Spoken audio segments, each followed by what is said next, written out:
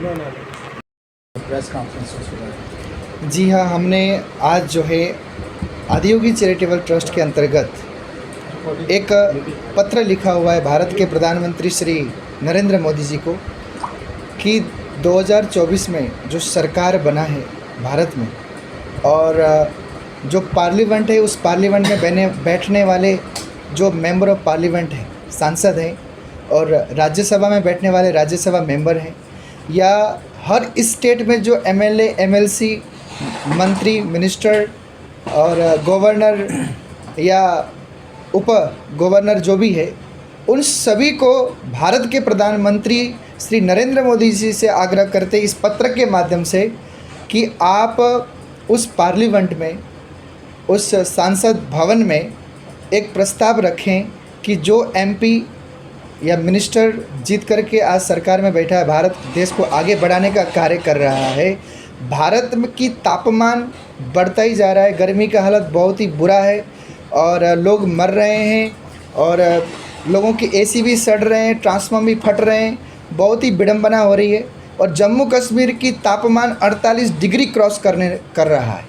तो बहुत ज़्यादा सोचनीय और बहुत ज़्यादा गंभीर विषय है। तो उसी संदर्भ में हमने एक पत्र लिखा हुआ है और उस पत्र में ये है कि प्रधानमंत्री श्री नरेंद्र मोदी जी अपने मेंबर ऑफ पार्लियामेंट में सभी मेंबरों को बोलें कि अपने अपने कॉन्स्टिट्यूंसी में 1 करोड़ वृक्ष रोपण करें।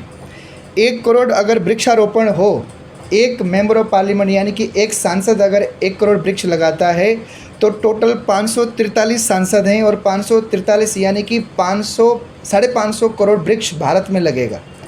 और उसी संदर्भ में आगे जो राज्यसभा मेंबर हैं, उसी संदर्भ में आगे जो वहाँ के मुख्यमंत्री हैं, उप मुख्यमंत्री हैं और गवर्नर हैं, अगर ये सब मिल कर के वृक्षारोपण अपने अपने कॉन्स्टिट्यूंसी में 1 करोड़ वृक्ष रोपण करते हैं तो महाराज हमारे भारत में 10 करोड़ से लेकर 15 करोड़ वृक्ष लगेगा। और 10 करोड़ से 15 करोड़ तक वृक्ष जब लगेगा तो भारत की प्रकृति बिल्कुल उसमें बदलाव आएगा, जो टेम्परेचर है वो कम हो जाएगा और गर्मी से राहत मिलेगा। मैं प्रधानमंत्री श्री नरेंद्र मोदी जी से अपील करना चाहता हूँ ये पत्र के माध्यम से कि आप पार्लियामेंट में ये प्रस्ताव रखें और सभी को आग्रह करें कि अपने अपने एरिया में जहाँ से वो इलेक्शन लड़ करके, चुनाव लड़ करके जीत करके वहाँ पे बैठे हुए हैं, अपने अपने उस एरिया में वृक्षारोपण करें। कम से कम 1 करोड़ वृक्षारोपण हो और उस 1 करोड़ वृक्षारोपण का विवरण पूरा प्रधानमंत्री लें, पूरा उसमें उनको एनालाइज करें कि इन्होंने लगाया भी है या नहीं। इस तरीक़ा से कड़ी आवाज़ अगर प्रधानमंत्री नरेंद्र मोदी जी उठाते हैं, मुझे नहीं लगता कि इसको कोई खारिज कर सकता, क्योंकि सर्वजन सुखाय सर्वजन हिताय करके वेद में ऐसा उच्चारण मिलता है कि ये सब जन के लिए, सभी लोगों के लिए, भारत के लिए नहीं, प्रकृति सबका है। तो उसके लिए बहुत अच्छा सोपान है, ऐसा मन में विचार आया। तो इसी संदर्भ में हमने आज नरेंद्र जी से बात की।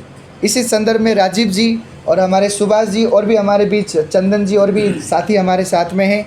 तो इन सभी ने 2 मिनट में ये कार्य हमने किया है और अब तुरंत कहने पर आप मीडिया बंधु भी यहाँ पे आकर के इसको इस जो है प्रेस कॉन्फ्रेंस को करने की सहायता दे रहे हैं। तो आप सभी का भी बहुत बहुत धन्यवाद। स्वामी गौतम जी, एक बात क्या किया भार्गव जी, महाराष्ट्र में एक ऐसा कानून है कि अगर आप एक वृक्ष काटते हो तो उसकी सज़ा आपको मिलता है। आप बिना कानून से पूछे बिना इजाज़त लिए एक वृक्ष भी काट नहीं सकते। महाराष्ट्र में, मुंबई में ये कानून वहाँ पे लागू है। ऐसे ही पूरे भारत अधिराज्य, पूरे भारत में जो मोदी सरकार जो है, एनडीए सरकार ये कानून को लगाए और कोई भी ऐसे अपने स्वार्थ के लिए वृक्ष न काटे। और जो एक्सप्रेसवे के लिए जो वृक्ष काटा जा रहा है, उनको वहाँ से हटाया जा रहा है, काटा जा रहा है, छाटा जा रहा है, तो उसके संदर्भ में एक की जगह 2-2 वृक्ष लगाए और उसके लिए कड़ी से कड़ी कानून बनाए। अगर कानून नहीं बनाती है तो वृक्ष ऐसे घटते जाएंगे, आने वाली पीढ़ी पेट से बाहर निकलने से पहले ही वो मर जाएगी। कठुआ से, जैसे कि हमारे स्वामी जी महाराज जी ने एक विचार हमारे साथ किया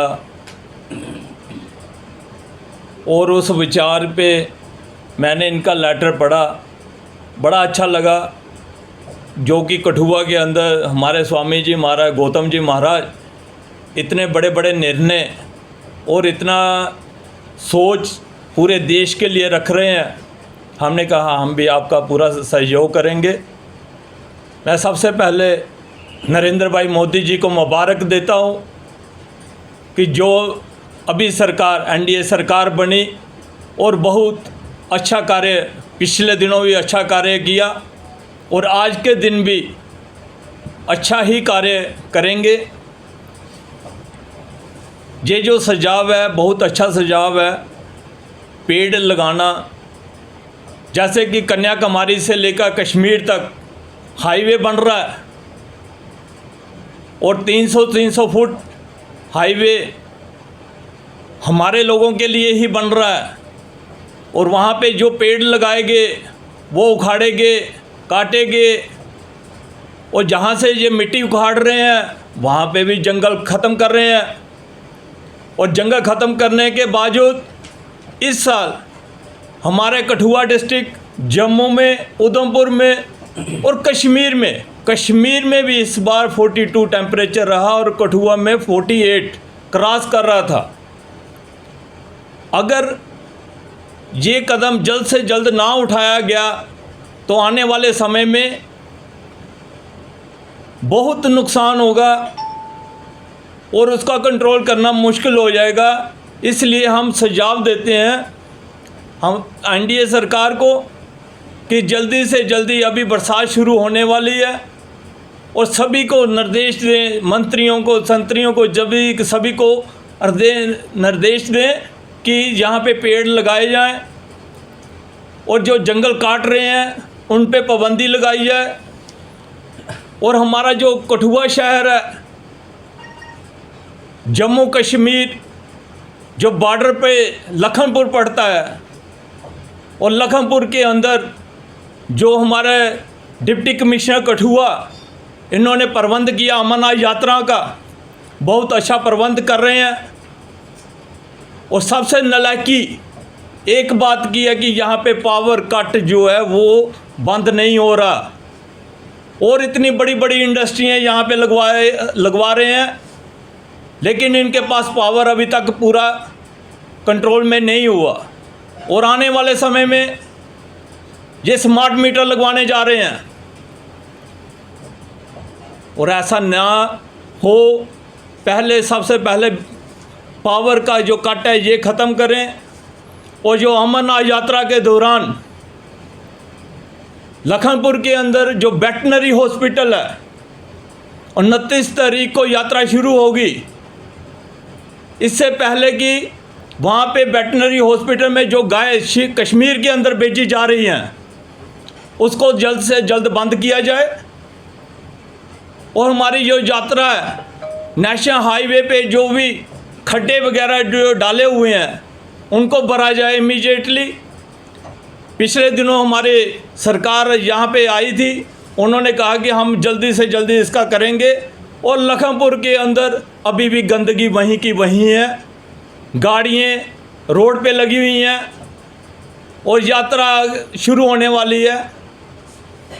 मैं यही अपने डिप्टी कमिश्नर साहब से यही निवेदन करूंगा कि इस पे जल्द से जल्द गौर करें, वहाँ पे सफाई का इंतजाम शुरू करें।